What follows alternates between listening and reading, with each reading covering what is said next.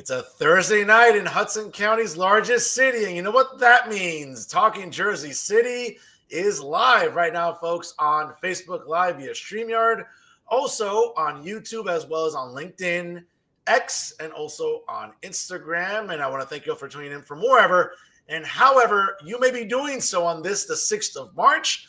I am Fernando Uribe, the host of Real Talk with Fernando Uribe via Jersey First TV. And he is the distinguished editor of the Jersey Times, Aaron Morrill. What's going on, brother? Happy Thursday.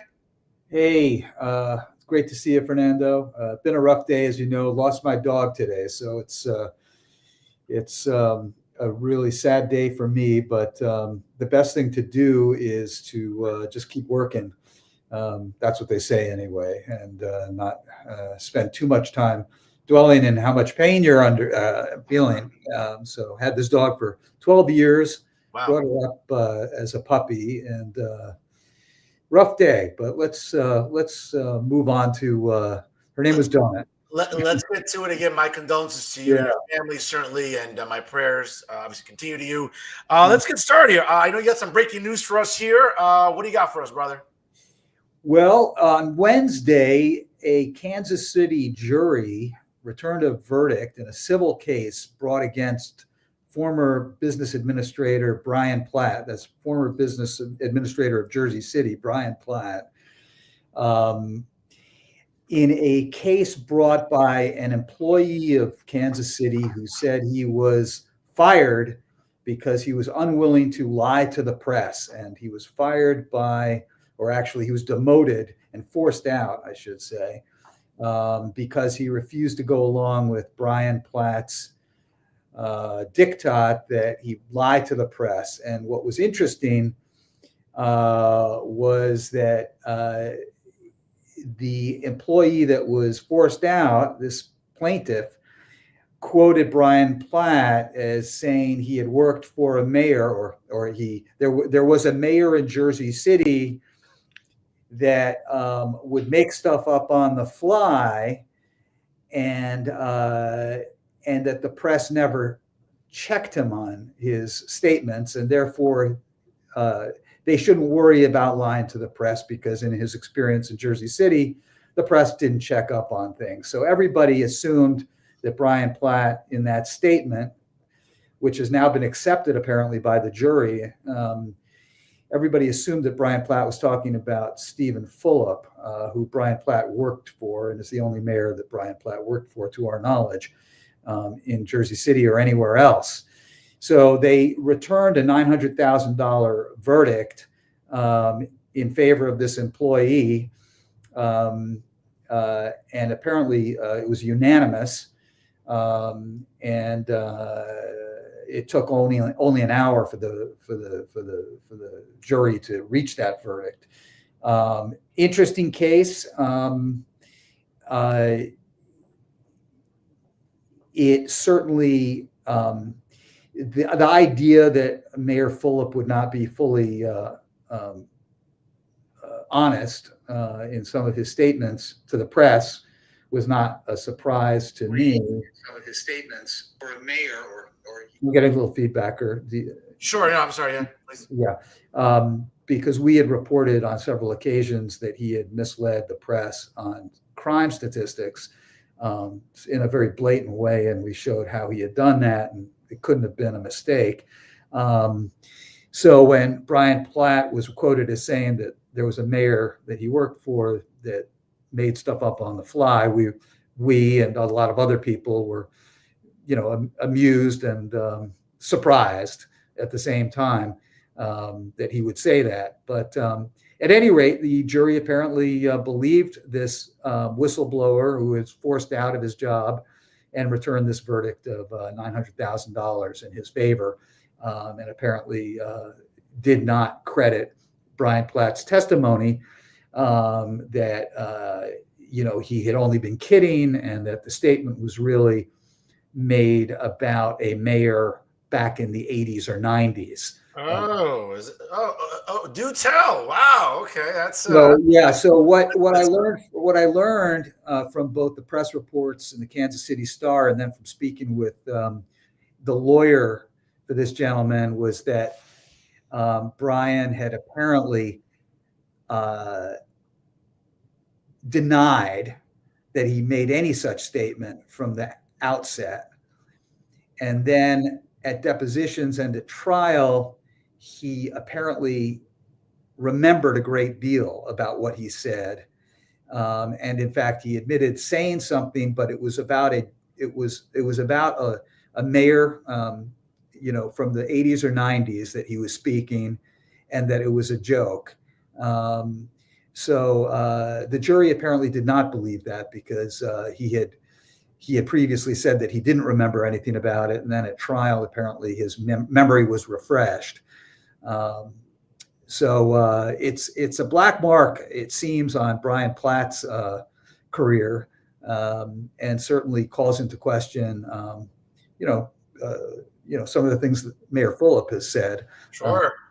And it confirms some of what many of us have thought who've covered him.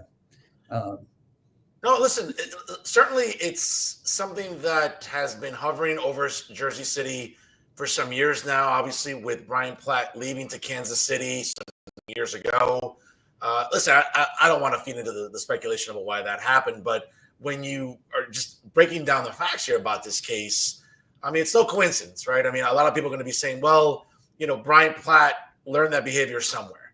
Again, I'm not trying to make accusations, Blanky, but it would seem, though, Aaron, that this is something that was permeating for some time. And I think eventually, if you engage in behavior like that long enough, at some point it's going to catch up to you. In this case, clearly a jury in the city of Kansas City. Listen, it's been a rough period in Kansas City the last couple of months there, in 2025 between the Chiefs. That's right. Losing a three-peat and now this. It's not hasn't been good days in Kansas City lately, brother. Yeah. I haven't been in Kansas City before. So. Sure. Well, needless to say, it's not been a good couple of months there. Yeah. Sure. But we appreciate you breaking this, and certainly a story that we'll have to keep an eye on for, in the sense of what happens to Brian, obviously, and whether or not there's any blowback coming back to any roots he has in Jersey City, right? I mean, that's always a question. Well, his tenure in Kansas City has been fraught from the get-go. I initially covered his leaving. I broke that story. And when he left Jersey City, he left really in sort of a chaotic way. Sure. And he had basically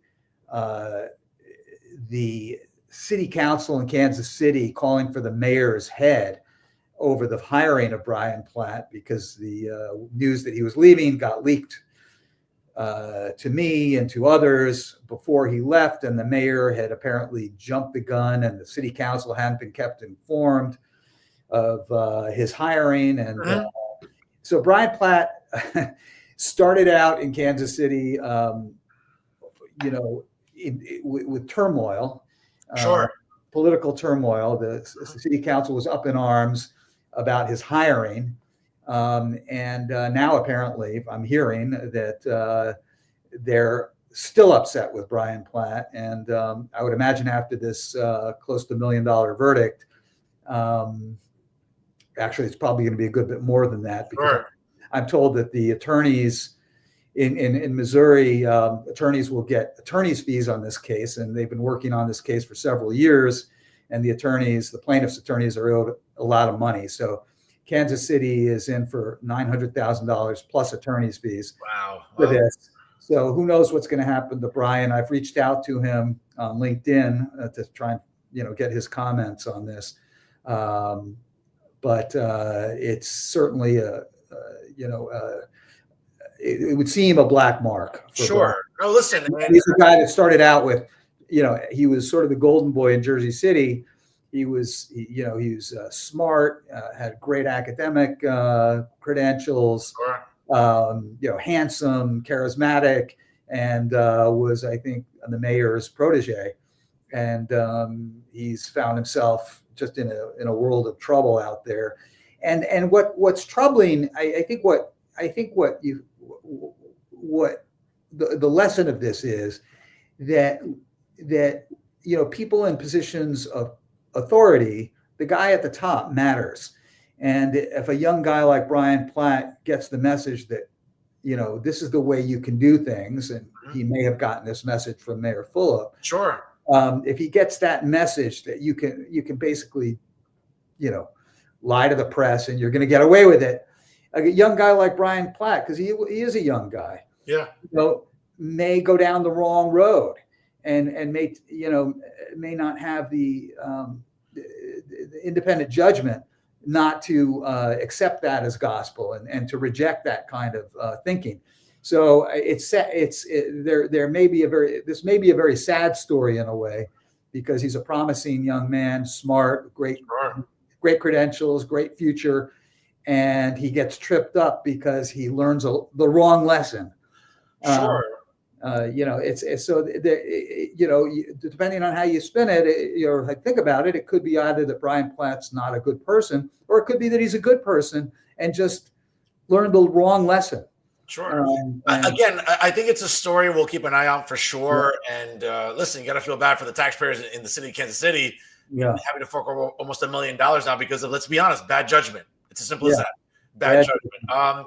But certainly, it helps me transition to the next story here that you covered this past week. And obviously, Brian Platt's former boss has to be doing cartwheels, man. Obviously, reporting here that a great opener in the column you put out this week, TV ads, billboards, nightly meet and greets, and a large war chest appear to be paying off for Jersey City Mayor Stephen Fulop in his quest to become the state's 57th governor. So according to a poll this week from Fairleigh Dickinson University, in a field of 6 Democrat candidates, Stephen Fulop placed second, right behind Mayor Ross Baraka and slightly ahead of Representative Mikey Sherrill on the key measure of favorability. Now, I'm not going to get into sort of the math about this. I mean, polling isn't always an exact science.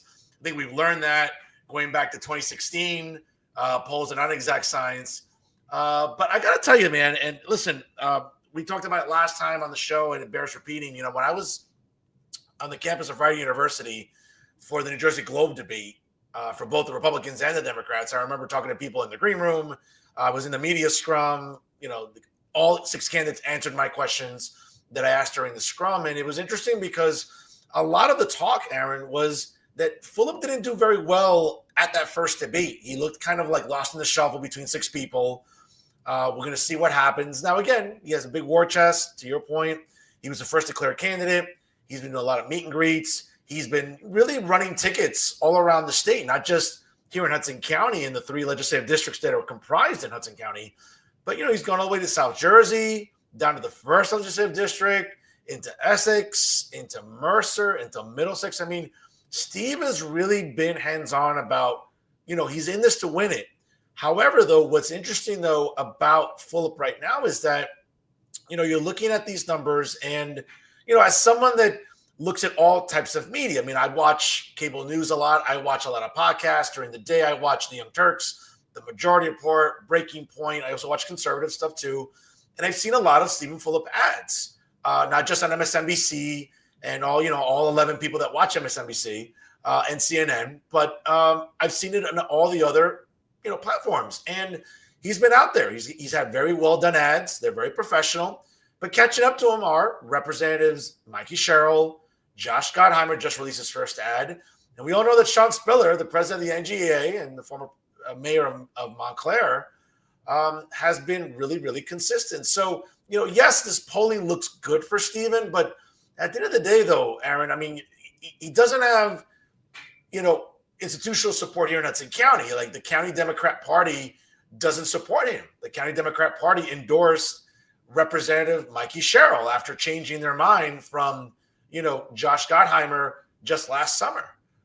Having said that, listen, he's got a little bit to be happy about, sure, but I would argue that Fulop's got a lot of work to do because, number one, people still don't know him statewide. And yes, he's the mayor of a major city in New Jersey, but, compared to Newark, compared to Ross Baraka, who hasn't run a single ad yet, or Steve Sweeney, yes, it's a little bit of a good week for Steve Fulop, but he's got a lot of work to do, man.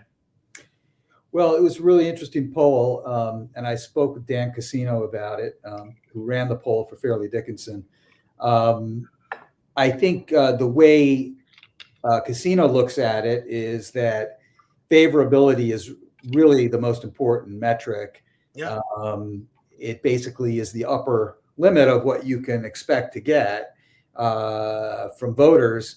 And if you've got a high upper limit of favorability, which Fulop does have relative to some of the other candidates, he came in second after Ras Baraka.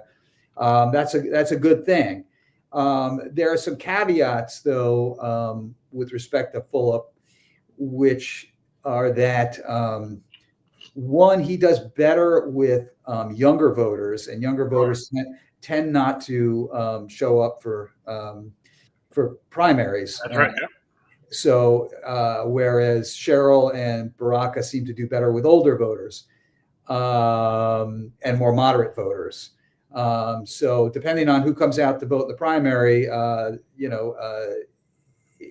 this second place showing might not be as impressive as we think. The other thing which I asked Casino about, and he actually produced some numbers for me, which I'm going to publish in an article within the next 24 hours, is that the favorability number uses as a denominator. Follow me here. This is simple math. So when they look at favorability, they start with the entire pool of people that they are polling. So let's say they polled 500 people. They looked at Mikey Sherrill's favorability as a function over that 500. So if 100 people liked her, it's 100 over 500. However, I posed to Casino, I said, well, isn't the more relevant favorability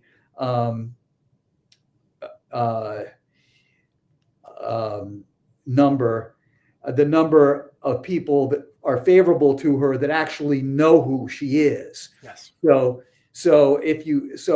I said, what would happen if you put her favorability number over people who recognize her name? Because her name wasn't recognized by that many people.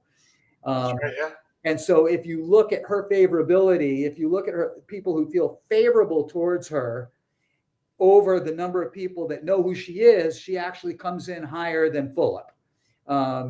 So to know Mikey Sherrill is to like her, and to like her more than people who know Fulop like Fulop. I'm going to put the chart out tomorrow, the graph out tomorrow. But she does quite well among people who know who she is. I had a little bit of Casino and I didn't agree completely. He thought it was not as relevant as I thought it was. But I think that if a candidate is likable among those who know who you are, that shows that she's got certainly great potential. All she has to do is increase her recognition, her name recognition. And if people who recognize her name tend to like her a lot, she has a higher limit than a candidate who is not liked as much by people who recognize that candidate. So, I think that was an interesting thing that Casino shared with me. It wasn't part of his study, but he shared it with me, and he said, go ahead, publish it. And I'm going to publish that because I do think it's interesting. And it's a much tighter race between the three of them when you look at their favorability over their recognition. A much tighter race. And she comes in second, and Fulop comes in third. So it's interesting. Well, go ahead. Again, I think what's fascinating about the poll itself, and to your point about favorability, yes, I think that each of the candidates has favorables and unfavorables, certainly, right? And I would argue that, again, I'm not going to spill tea here, but I can just say this with confidence. When I was at Ryder and I spoke to people in the green room, I'm not going to tell you which Democrat candidate said this to me, but when I posed this, Aaron, to them, I said, hey, listen, it's only February. A lot can change between now and June 10th. It's months and months away. And it was interesting because I simply posed this scenario. I said, hey, listen, we have to see where the economy is at. We have to see what's going on nationally. But again, in New Jersey, right, the biggest topics are about affordability, Aaron, right? What's going on with housing? What's going on with the budget, right? What's going on with spending in Trenton? And, two specific candidates in the green room. I got to tell you what their names were. And I said, hey, listen, if from me, you don't have to take advice from me. I'm not looking to be an operative. I'm looking for a job here. And, but if the goal or if the modus operandi is just resist, and, we hate Trump, I said, to people with the highest property taxes in the country and spending's out of control and tolls went up again, the gas tax went up again. And I know that they're all like moving parts, but the bottom line is I said, that's not going to be enough. This isn't 2018. Now, again, if by Mother's Day in mid to late May, with the primary a month away, and let's say the economy's picked up a little bit, and we're seeing obviously Americans having a better favorability about what's going on with policies, what are you going to do? You just can't run on, resisting Trump. That's not going to work this time. And the two candidates specifically looked at me and said, damn, Fernando. All right, you know what? It's good to talk to people outside of our echo chamber. Damn, you nailed it. I said, yeah, I nailed it because I'm a homeowner, because I'm a taxpayer. These are things that regular people talk about. And I just think that someone, in Fulop's case though, Aaron, I would just say that it just seems like, listen, Steve is going to die on his hill being a progressive, or when it suits him being a progressive. Right. But I just think that, with someone like him who has a big war chest, and yes, he's the mayor of a progressive city and he's done all these things in Jersey City. Listen, at the end of the day, when the next debate comes in April, it's my understanding, I think the next round of debates is going to be early to mid-April, maybe right before Easter or Passover. It's going to be interesting where Fulop stands because, listen, yes, and the ads are great and he can convey all of these great talking points. But if he's a Democrat running for governor in a city like Jersey City and he wants support, I don't know, Aaron, I don't think he's resonating with as many people as he thinks he is. Yeah, well, the question is he resonating with people that come out to vote in primaries? Sure. And that's a very different voter than the voter in the general election. Yep. And that's probably why he's advertising on political shows, and political, on MSNBC and that works. Yeah, that works. Programming that political junkies like to watch as opposed to normal people. And the political junkies are the ones that are going to go out and vote. He has been very impressive in going around the state and doing these meet and greets and putting together these slates of candidates. It's a little ironic because he's running against the machine, but he's basically created his own machine to run against the machine. Yeah. I don't know if anybody really is thinking about, the contradiction, but, I haven't heard. I mean, he says he's a progressive. I'm not sure what makes him a progressive. I mean, I think on housing policy, he certainly wants inclusionary zoning. He talks about that. And in Jersey City, his zoning overlay was a positive step if you're progressive and you want to see lower rents and more building going on. They did an overlay that allows for greater density. He pushed that. He took some heat from people, from homeowners who didn't like it because they thought it was creating too much density. But he said, look, density is what you need. And that's to his credit. He also took an unpopular stand on congestion pricing. He said he supported it, with some caveats.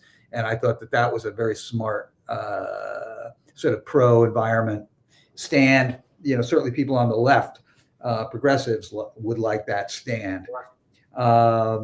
He's being very selective. He's trying to differentiate himself from the crowd. So if everybody's, complaining about congestion pricing, Steve is somebody who's smart enough to say, look, if I say I think we should have congestion pricing, and here's why, he knows that's going to get him a headline because he's the odd man out. Yeah, and he is very media savvy and knows how to work. He's tweeting every day. Yeah. You're getting 4 tweets from him every day about the great meet and greet he had last night, and about how he's running a different campaign. He sticks to his message. We're a different campaign, a different kind of campaign. And I don't know if Mikey Sherrill is doing that. I don't know if Josh Gottheimer is as active, but Steve Fulop is out there and he's working it, and he's working it, and he's working it, and that's why he's got the numbers he's got. And I think he's smart enough to figure out where people are in terms of taxes and some of these bread and butter issues that you're talking about. So he'll come down in a place that sounds good to people. The issue with Steve Fulop is never whether what he says sounds good. He always sounds good. Sure. Yeah. No, that's right. I mean, he's very good at messaging. The issue is whether there's any beef. Well, I mean, listen. Aaron, I would say he's no different than everybody else in the race. I mean, there's a lot of sizzle, but where's the steak at the end of the day? And I think that, listen, between now and next month, which I understand will be the next round of debates, it's my understanding, I think they're going to be with the New Jersey Globe once again. I could be wrong, but I think it's going to be with them. It was a great production done at Ryder. We'll see. But if you're Stephen Fulop today, certainly a good poll. Obviously, keeping within the news here, I know you reported on it as well. Councilman Yusuf Saleh, who had not really found a home in any of the slates between Jim McGreevy, Musab Ali, Joyce Waterman, Bill O'Day, or James Solomon, had found a home as the incumbent councilman in Ward D. He decided to, after a lot of, I guess, bargaining and positioning, people had reached out to him for a while. He was the first guest this year on Real Talk, right on January the 6th with me. And, he was, you had published that he will be joining incoming Assemblywoman Jessica Ramirez on Stephen Fulop's ticket in the 32nd Legislative District, arguably, the most progressive district in the state, where, obviously for those who are not familiar with what the LD32 is consisting of, it's the entire city of Hoboken, and it's all of downtown Jersey City and the Jersey City Heights, arguably the most progressive district in the state, a district that, loves progressive values and, conveys a lot of the woke ideology that, resonates in that base. And obviously it's become a very crowded field for Yusuf Saleh joining Stephen Fulop and Jessica Ramirez. Obviously, we have Hoboken Mayor Ravi Bala announcing as an independent candidate. We have activist Katie Brennan. As we all know, Katie Brennan's been in the news for years for certain reasons. And obviously, we have the establishment, the Hudson County Democrat Party is running Hoboken Public Librarian Jenny Pugh, the director of the public library, and obviously a Jersey City employee, Crystal Fonseca, the daughter of noted political operative Pablo Fonseca. So it's a very crowded field in LD32. Yusuf joining Stephen Fulop and Jessica Ramirez brings a lot of versatility to that ticket, Aaron. I've talked to a lot of people that this race is going to be very fickle. Obviously, the progressives are going to be jumping all over each other about who can be more progressive and who's all about, the message about protecting Jersey City and LD32 from ICE, as we saw, at last week's, it's not even a rally. I don't think 20 people is a rally. I think it's a gathering. But, it almost creates a possibility for the establishment Dems, maybe not both of them, but maybe one of them to sneak across the finish line with 4 progressives trying to out-progressive each other, Aaron. Yeah, I just don't know. I mean, I don't have a sense. I don't have a great sense of how this race is going to shake out. It's something I want to write more deeply about in the Jersey City Times and give our readers a little more color on. I think these kinds of races are really races for the political activists more than mom and pops in Jersey City who are busy trying to make make ends meet and take their kids to school and get them home. I mean, you'll see mailers. I mean, you're going to see mailers soon. Don't worry. Right. The question is how many people are going to show up for these elections, and right. I assume it will be about who can get out their activists, their friends, their circle, because this is not going to be a high turnout election. That's my guess. You would probably have a better sense of what the turnout might be in an election like this, but I have to assume it's very low, as important as it is. And it's funny, the number of people running for it would tell you that this is a super important election. If everybody was 6 people want to want this, 6 people want these two positions, these 2 offices. So, but I think that paradoxically, there's going to be very few voters unless these people can drag them out, drag out their friends and their supporters. And Aaron, by the way, it's kind of a double whammy for Youssef specifically because he's going into this in a crowded field, and should he not be successful, he still has the option to run for re-election in his ward, and that's a crowded field as well. There's about 5 people running in Ward D, so it's it's double whammy for Youssef. He needs to win on June 10th because at least that's going to give him a better perspective for November. But if he doesn't, he's going to have to go back to the drawing board real quick. Because on that note, I don't know if this is news to you, but Steve Fulop ruled out running in the event that he does not win in the primary for running for re-election to the mayoralty of Jersey City. He ruled that out. He was pressed by Brian Lehrer on WNYC a few days ago. So I thought that was interesting. I'll tell you why in a minute, why that's relevant and why maybe I know people like you and others are skeptical that, well, if once Steve loses the primary, that he might just sort of like go away into the political sunset. I'm gonna tell you something right now. This isn't breaking. I'm not. Don't take this as gospel, folks. But should he lose, Aaron, I will guarantee you something. I will guarantee you that the next person in his crosshairs next year is going to be Rob Menendez. He's going to challenge for that House seat. Mm-hmm. He is going to go after Rob. And think about the symmetry for Stephen Fulop for years, going after from the beginning, right? He challenged Bob Menendez in 2004. Yeah. Okay. And Bob Menendez never forgot about that. And that was at the height, really, of Bob's influence and power. We all know that subsequently the former United States senator obviously is awaiting, not sentencing. He's awaiting to be incarcerated in June.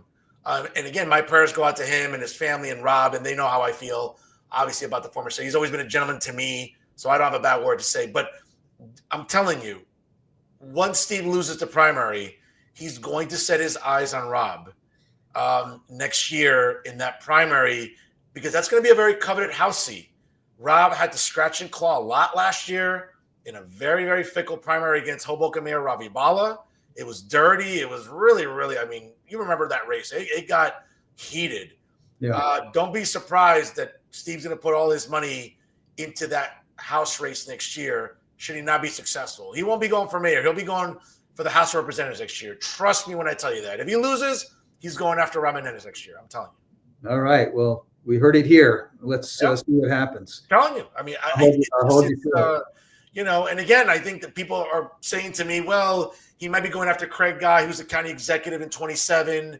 No, listen, Rob Menendez and I don't see eye to eye on anything. I ran into him last week at James Solomon's birthday /fundraiser, and I was very blunt with him. I'm like, hey, listen, I'm glad you're my representative. I voted for you. We may not see eye to eye on everything that you do in Washington, but I have to bust his chops a little bit. Like, hey, how's fight going for you and everybody? And he laughed it off and everything. But he understands the complexities of what's going on in this district, though, Aaron. So Fulop's aspirations aren't going to die if he is successful on June 10th. All right. Yeah, we'll see. Let's move on here. Another story you broke this week, and now New Jersey State University is pinning its hope for survival on a merger with Kean University as a prospective partner. Now, it was announced this week after a 10-minute private meeting with their attorney. NJCU's Board of Trustees voted unanimously to link with Kean University, which is based out of Union County. What will look like in practical terms will be spelled out in a letter of intent to be negotiated between the 2 state universities. Now, interim president Andres Acebo said both parties expect to hammer out those terms by the end of the fiscal year, which, by the way, folks, is June 30th, if you're not familiar. As part of the process, Acebo said NJCU will solicit input from the American Federation of Teachers, which is as the bargaining agent for about 450 teachers. I should know, I've been part of that union, working in higher ed, is the biggest labor union on campus, and from, quote, all other stakeholders. Subsequently, the agreement must be approved by the Middle States Commission of Higher Education, which is the governing body, which accredits post-secondary schools. Tell me more, bro. Well, I don't know how much more I can tell you. I just got this story filed today by Ron Lair. It's a relatively new story, so, and not one that it hasn't been my beat. It certainly sounds to somebody who has not looked at it deeply like a viable plan. Keene University strikes me as a very aggressive operation, ambitious. I get emails from them almost every day about one thing or the other that they're doing.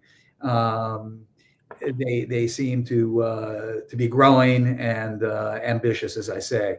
So it doesn't surprise me that they would be involved in this. I don't know a lot about Keene University generally, but it didn't surprise me to find out that Keene University was it. Montclair State would have been an interesting option, but apparently they did not want to merge. They wanted to have a much well, I mean, to be fair, I mean, they just recently absorbed Bloomfield College. Yeah. And there were talks about absorbing also William Patterson University. That I think also fell through. And let's be fair. I mean, Keene wants to hang with the big boys, Rutgers, Montclair State. Right. I think it's a good move for them. But to your point, yes, I mean, there's some uncertainty here. Yeah. And I think the unions are very concerned. That's what I, know from, secondhand, but and from Ron's reporting. So it's in flux. We shall see. There are some approvals that they need to get to make this happen. I think it'd be great if NJCU, lands on its feet, in better financial condition, because it's it's a real important asset to Jersey City. But boy, I wish I could tell you more on this story. I don't have a lot more than what we put in the article. Well, I mean, listen, great job as always by you. And by the way, folks, if you're just joining us live, click the like button, comment, subscribe on Facebook, also on YouTube, as well as on LinkedIn, and also on Twitter. Check us out, folks. If you're just joining us right now, we are live here. We're talking Jersey City. My name is Fernando Uribe, the host of Real Talk with Jersey First TV. He is the distinguished editor of the Jersey City Times. And by the way, folks, if you haven't done so already, go to jcitytimes.com. And for just one cup of coffee a month, you can subscribe to premium journalism, exceptional writing, and really a local flavor that's coming out of Hudson County's largest city. Great journalists, great pieces you see daily out of the Jersey City Times. Again, folks, check them out, jcitytimes.com. Listen, in this era where we're always buying a bagel in the morning or buying a super macchiato, cappuccino, latte, whatever, guess what, folks? Take one of those things out of just a week, and guess what? Subscribe for less than $3 a month, and you'll be automatically enrolled in a great local news site with the Jersey City Times. Again, if you haven't done so already, like them on Facebook, of course. Follow them on Instagram and Twitter at jcitytimes. And once again, it's a great investment if you're looking to learn more about what's going on in Jersey City. Folks, nobody does it better than the Jersey City Times in the city of Jersey City. So, bro, again, not collecting a commission with you, but, I want to make sure I plug correctly. You know what I'm saying? So you'll get a big. No. Well, listen, we got to grab dinner, and then we'll talk about that. But another big story you broke this week, obviously, it is budget season coming out of Trenton.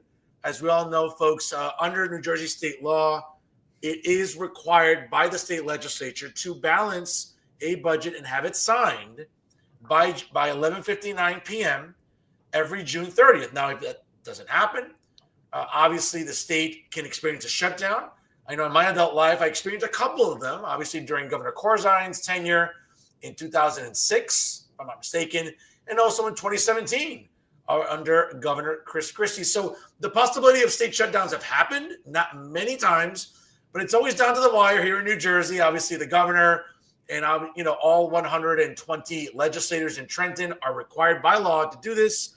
But the reason it's so relevant is the state budget did announce they was slashing $4 million from Jersey City schools, the largest cut of any school district in the state. How much of a concern is this, man? Well, I think people need to understand that the state isn't doing this because they hate Jersey City, although there are some legislators that hate Jersey City. But this is the result of a law called S2, which attempted to equitably distribute state education money to the cities that needed it most. And what happened between, let's say, 2010 and 2020 is that Jersey City's worth, its value, the value of the land, the value, its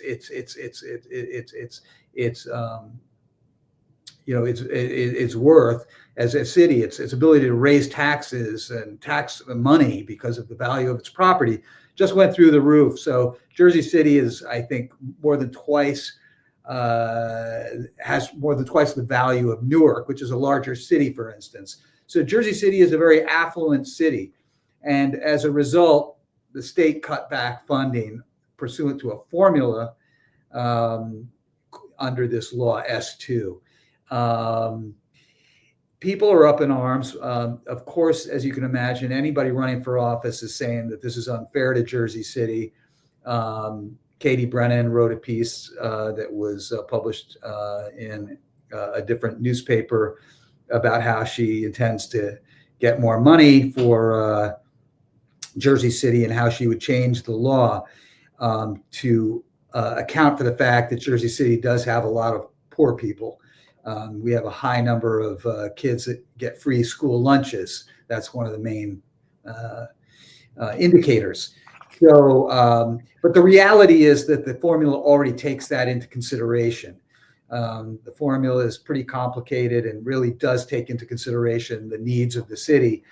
I think that, if I were to put on my editorial hat, the $4 million is less of an issue than the way Jersey City schools spend their money and the results we get for what the taxpayers pay for the system.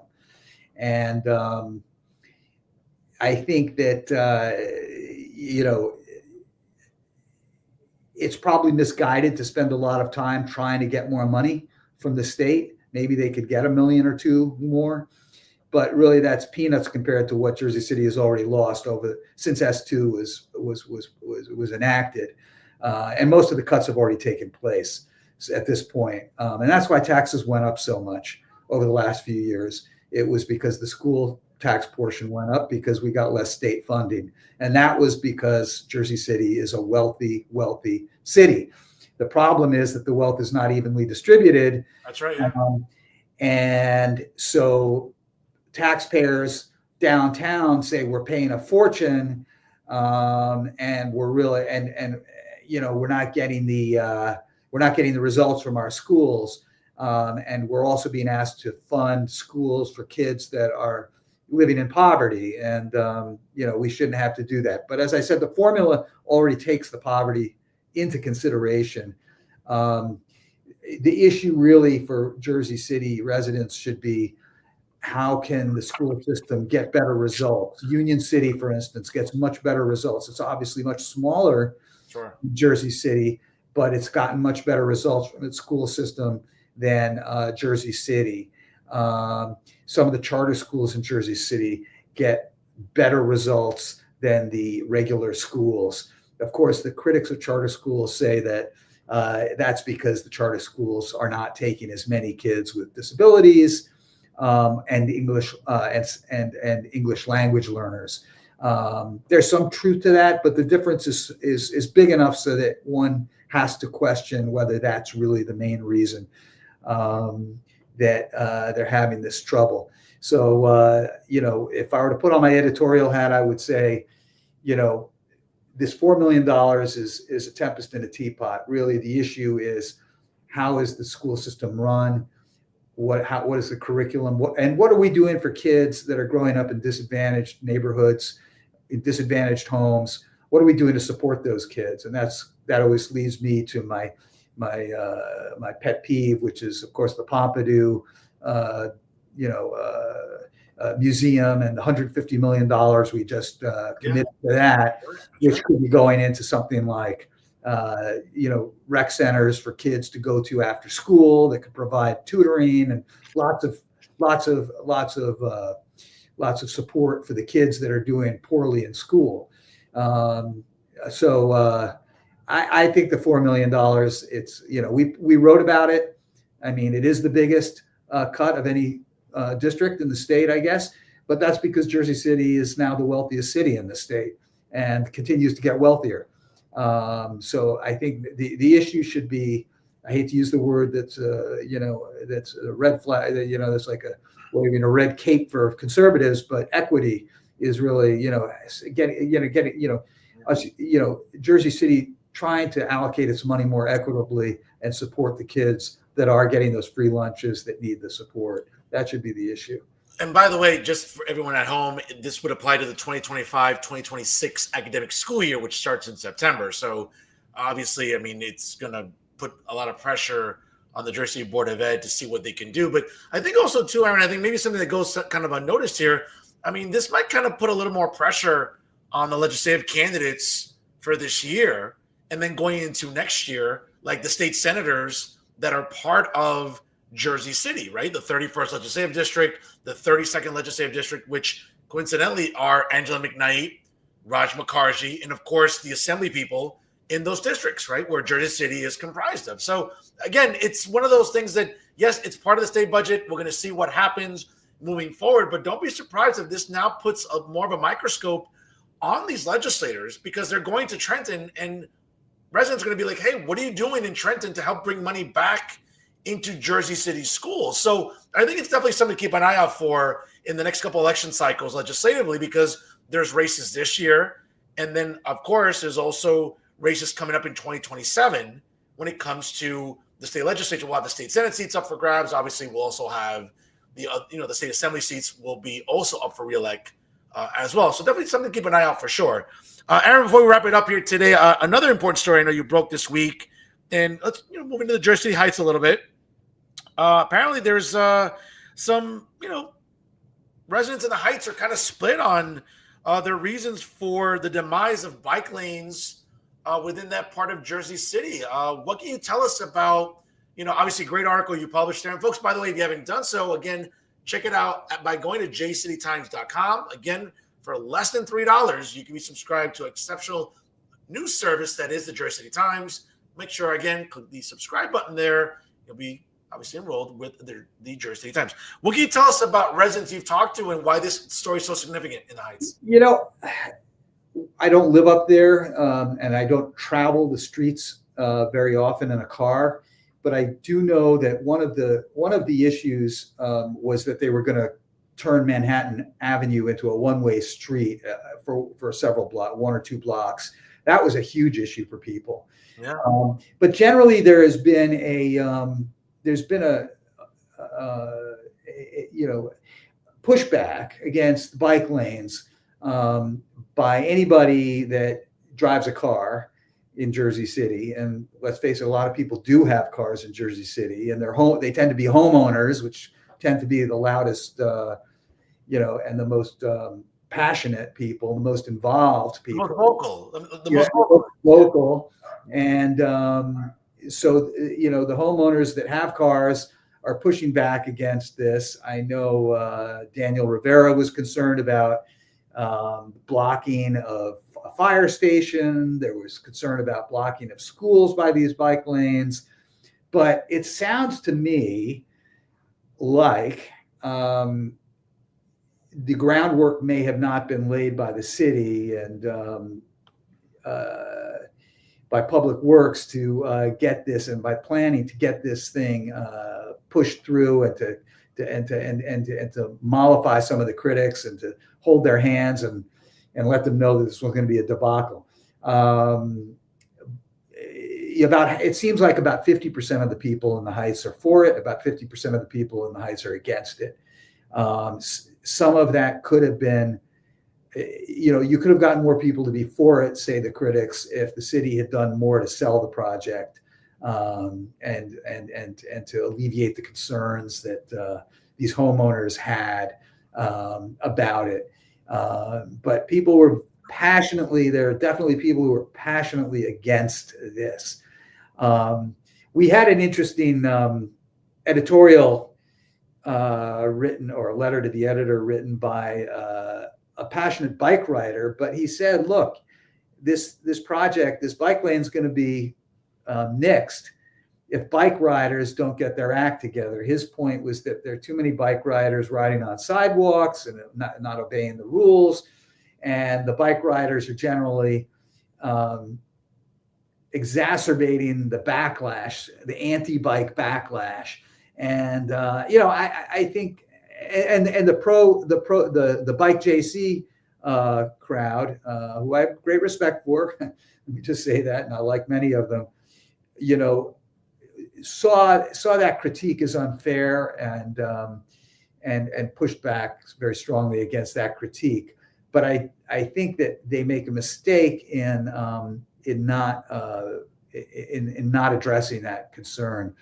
There are many bike riders that ride on the sidewalks. There are many bike riders that obey the rules, and that just pours, gas on the fire for the folks that are fed up with these bike lanes. And remember, in New York City and Manhattan, the bike lanes were tremendously controversial when they first put them in. People hated them. People, even on the left, environmentalists hated them. Some of this is just, it has to do with change, I think. But it's an interesting issue, and I don't know. It looks like they're going to pass up a $700,000. I think it was $700,000 grant. They're not going to make it in time to get that grant because of this logjam, as it were. This disagreement on the city council. It went down, 6 votes to 3 or whatever it was. So yeah. Well, again, we'll have to stay tuned to those developments and what happens in the Heights. I think residents will continue to be vocal about it. And to your point, some change, is difficult, right? People can be resistant to some change. And when it comes to making Jersey City more accessible, right, in the sense of, not being as reliant on vehicles, maybe mass transit. I mean, obviously that needs to improve as well, right? So we'll definitely see. Before we call it a night here, Aaron, anything, maybe not spoilers wise, but anything big coming up here you want to share about what's coming up in the Times, and maybe a story that we should keep an eye out for? Well, I've got a big story coming out about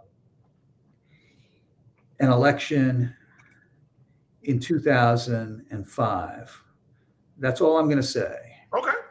A Jersey City election in 2005, which will be real interesting.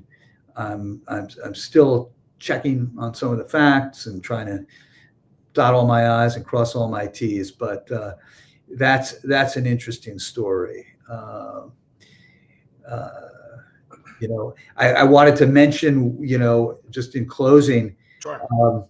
Last night I was on a panel put on by the Museum of Jersey City History, devoted to a discussion of the Jersey Journal and the closing of the Jersey Journal, and we had people like Ron Lair, who worked at the Jersey Journal starting in the 1960s, talking about how they had pneumatic tubes to send their stories around down to the printer, and telling these great stories that sounded like something out of an old Cary Grant movie, with the newsroom. And Helene Stupinski was there from Five Finger Discount to talk about working at the Jersey Journal. It was a fascinating discussion. It probably is available, at the Museum of Jersey City History.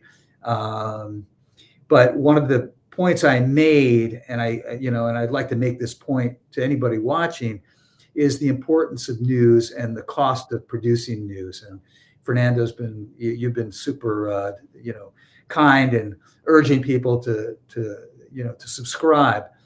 But this is a plea to anybody listening that, we have to pay our writers.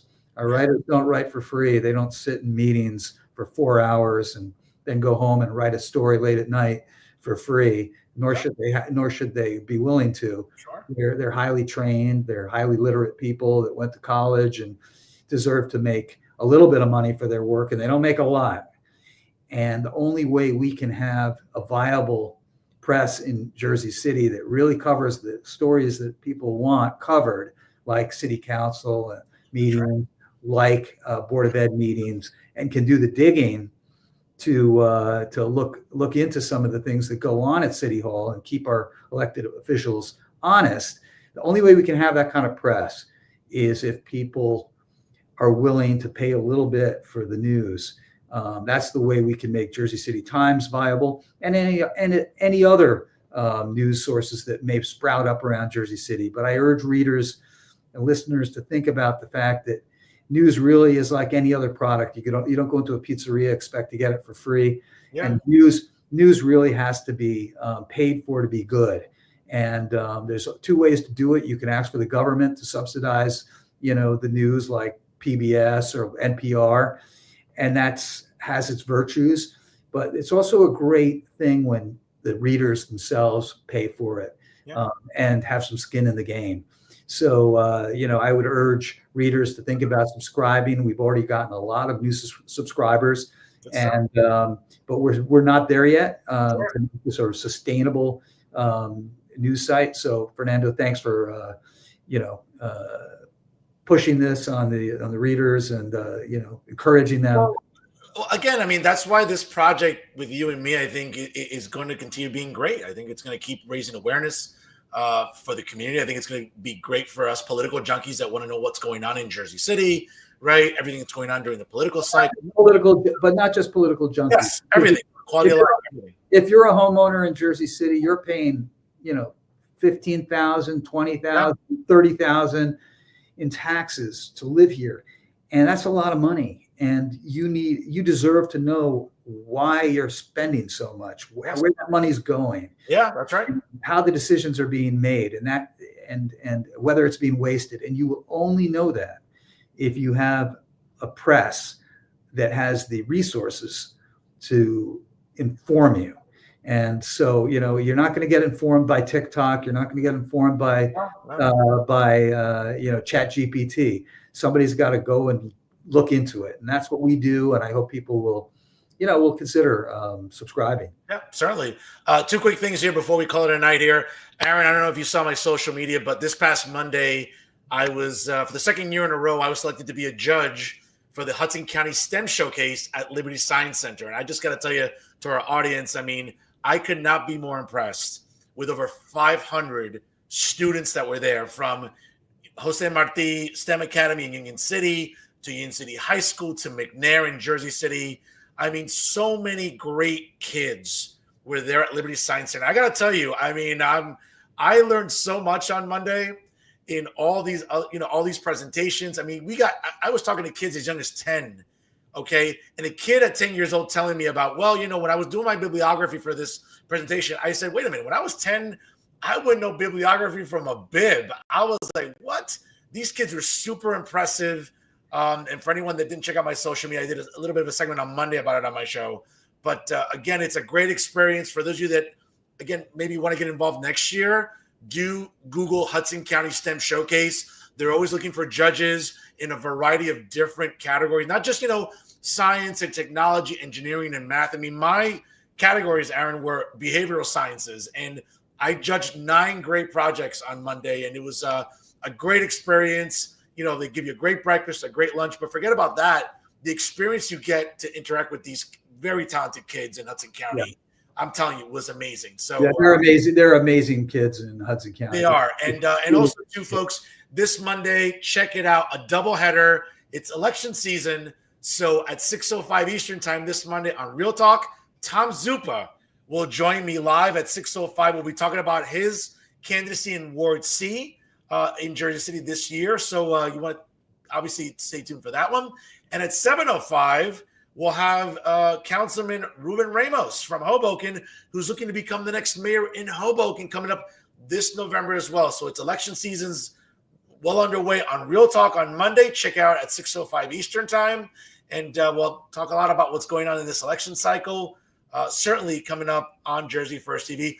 Folks, again, check out jcitytimes.com. If you haven't subscribed yet, what are you waiting for? For less than a cup of coffee, guess what? You'll be automatically subscribed to outstanding journalism, exceptional writing, and really not just about politics, but about quality of life issues, the arts, everything going on in Jersey City, folks.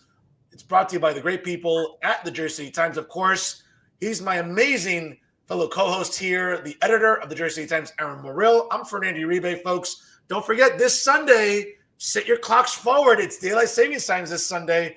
And we'll see you again in a few weeks here on Talking Jersey City here on StreamYard, of course. And, of course, folks, like, comment, and share on all your social media platforms. We appreciate your support here on Talking Jersey City, live right here on Facebook and also on Twitter, X, and Instagram.